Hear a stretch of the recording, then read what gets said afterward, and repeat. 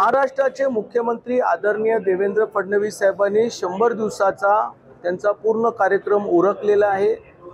राज्याच्या विविध विभागामध्ये काम जोरात सुरू झालेलं आहे।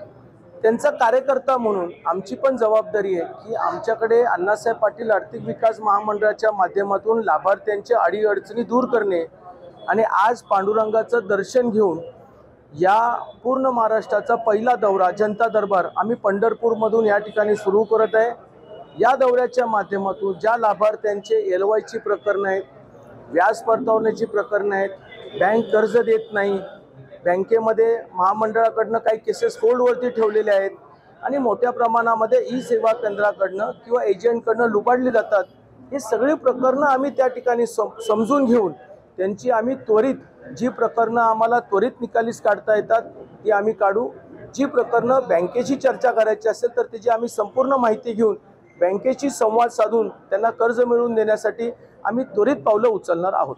या दौऱ्याच्या माध्यमातून महाराष्ट्रामध्ये आज 1,32,000 जे लाभार्थी झालेले आहेत, पुढच्या काही महिन्यामध्ये आम्ही या दौऱ्यामुळे 2 लाखाचा टप्पा आम्ही व्यवस्थितपणे त्या ठिकाणी गाठू शकतो।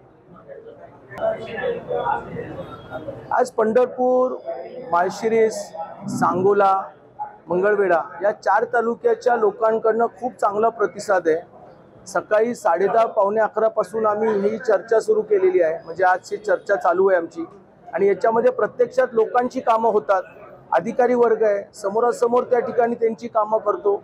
या प्रतिसादाचा एक पहिला अनुभव आहे, त्याच्यामुळे अजून आमच्यामध्ये काही चांगला बदल आम्ही घडवणार आहोत आणि लाभार्थ्यांचा फायदा व्हावा, त्यांचे प्रश्न सोडावे, हाच एक उपक्रम आमच्या नेत्यांनी दिलेल्या आदेशाप्रमाणे आम्ही तो राबवतो।